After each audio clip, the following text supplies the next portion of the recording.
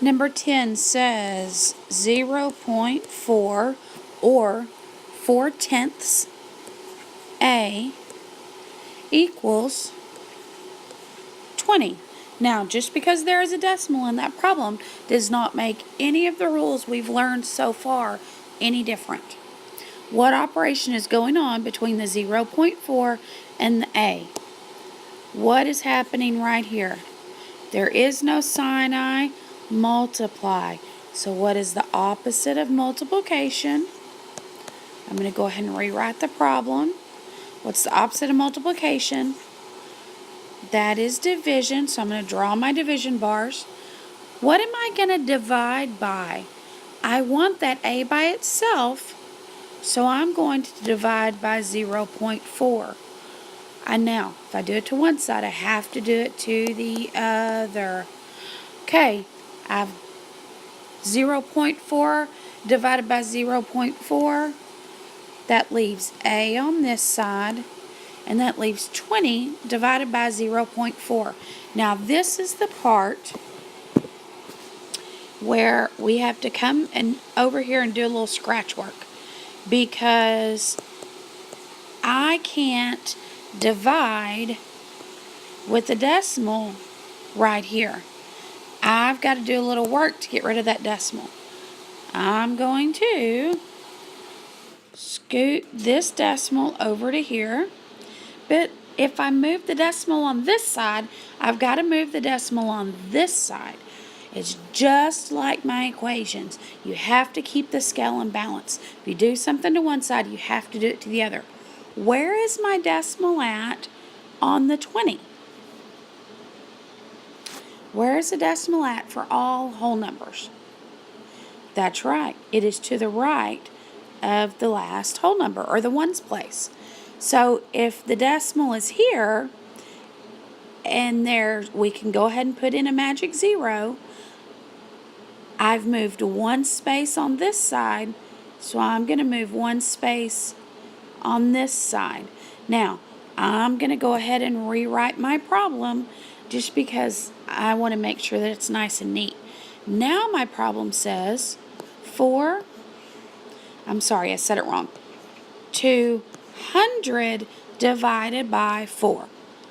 So, now I can take a look at this. How many times does 4 go into 2? Well, that doesn't work at all, right? So, how many times does 4 go into 20?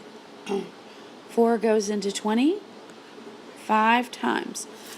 5 times 4 is 20. I'm going to subtract those two. I end up with 0. I bring down my next 0. Well, how many times does 4 go into 0? No times, right? It ends up being 0. 0 times 4 is 0. If I subtract that, I'm still left with 0, right?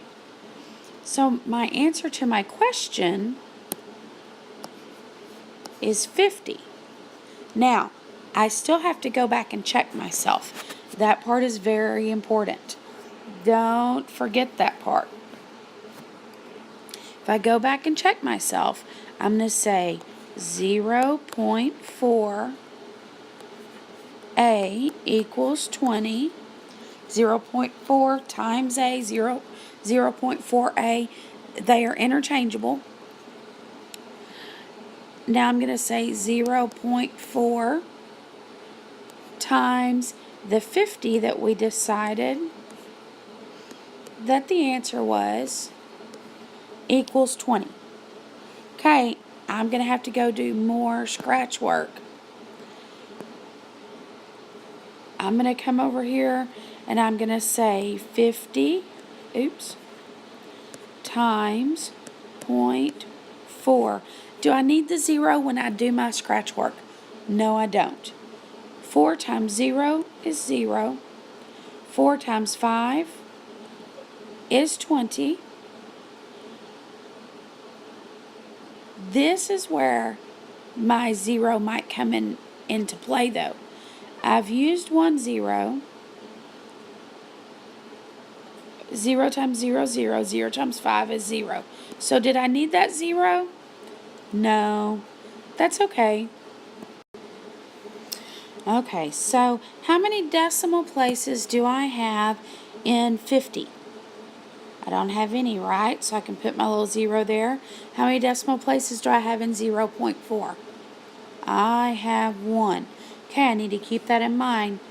I'm going to bring down my 200 that I added up, and I've got 1 decimal place in my answer. So my decimal starts here and it moves here. So I'm left with 20 equals 20. That checks out. So A does equal 50.